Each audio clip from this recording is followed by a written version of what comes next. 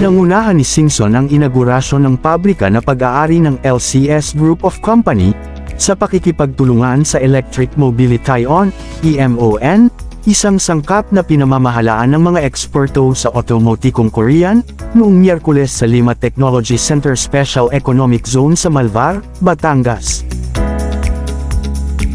At bago natin ituloy, kung ikaw ay bago pa lang sa aking YouTube channel ay huwag kalimutan mag-subscribe at i-click na rin ang bell icon para lagi kang updated sa mga bago kong upload video. Isinasagawa ang kanyang alok para sa isang abot kayang electric jeepney sa mga driver at transport operators sa buong bansa. Sinabi ni Luis Chavit Singson na ang kanyang planta ng pagmamanupaktura ay may kakayahang gumawa ng 500 unit ng e-jeepney bawat buwan.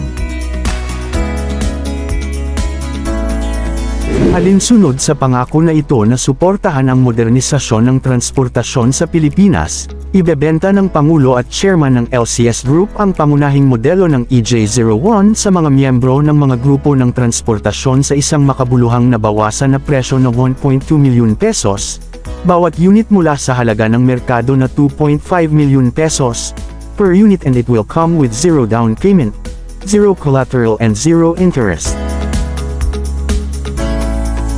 Sinabi ni Singson na ang pabrika ay maaaring gumawa ng 500 mga unit bawat buwan, ngunit maaaring dagdagan ang output nito kung mayroong maraming mga order mula sa mga grupo ng transportasyon sa buong bansa.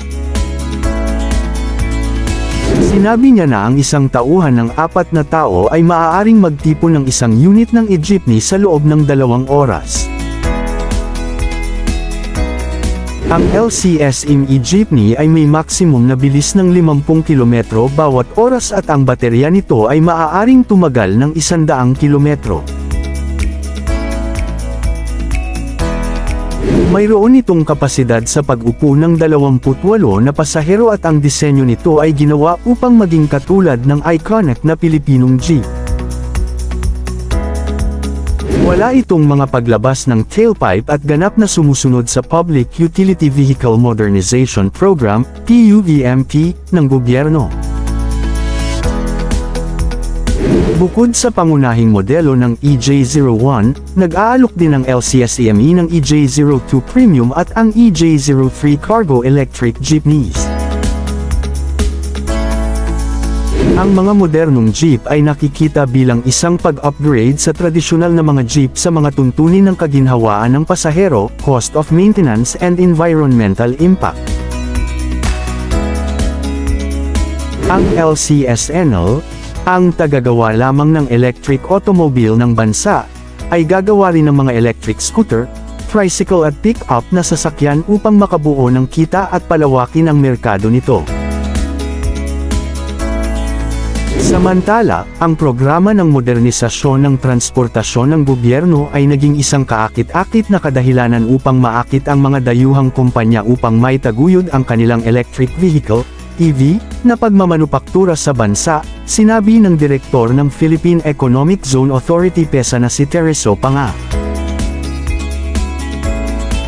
Sinabi ni Panga na hindi bababa sa 4 na mga tagagawa ng EV mula sa Estados Unidos, China at Indonesia ay naghahanap ng pamumuhunan sa bansa at itinatag ang kanilang mga pabrika sa loob ng PEZA Ecozones.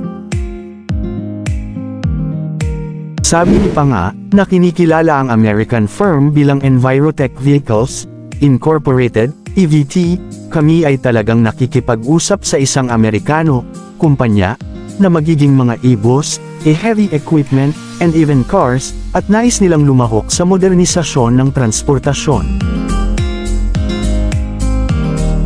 Sinabi niya na sinamahan ni PEZA ang EVT sa mga lokasyon ng scouting para sa pasilidad nito, na malamang na nasa lugar ng Pampanga o Calabarzon. Dinagdag niya ang nakaplanong pabrika ng Pilipinas ang unang pasilidad ng EVT sa Timog Silangang Asya. Kapag nag-operate na ito ang pasilidad ng EV nito sa Pilipinas, ang American firm ay mag-export ng 200 e-bus sa Singapore bilang paunang pagkakasunod-sunod nito. Bukod sa American EV Company, dalawang tagagawa ng Chino at isa mula sa Indonesia ang nagpahayag ng kanilang hangarin na mamuhunan sa Pilipinas. Sinabi ng pinuno ng PESA na noong January 2024, isang kumpanya ng Chinese EV ang magrehistro ng 2 and 3 wheel e motorcycle assembly activity with the Investment Promotion Agency. Ang halaga ng pamumuhunan ay hindi pa natutukoy. Sinabi niya na ang Pilipinas ay nagiging isang kaakit-akit na lokasyon para sa pagmamanupaktura ng EV dahil ang kasalukuyang administrasyong ay nakatuon sa net zero na layunin ng paglabas ng carbon. Mas maaga, sinabi ni Panga na ang nakaplanong Mega Ecozone sa Palawan ay maaaring maging isang perpektong lokasyon para sa mga aktibidad na e-vehicle, kung saan maaari itong ibigay ang lahat ng supply chain ng industriya ng EV. Samantala, ang Pilipinas ay makabuluhang pinalawak ang electric vehicle, EV, charging infrastructure, na may 912 publicly accessible charging stations operational as of March 31, 2025. Gayunman, kinilala din ng DOE na ang karamihan sa mga istasyon ng EV ay puro sa National Capital Region, na ang dahilan kung bakit naglalayong ipakilala ng gobyerno ang mga bagong alituntunin na inilaan upang higit na mapabilis ang pag-adopt ng EV.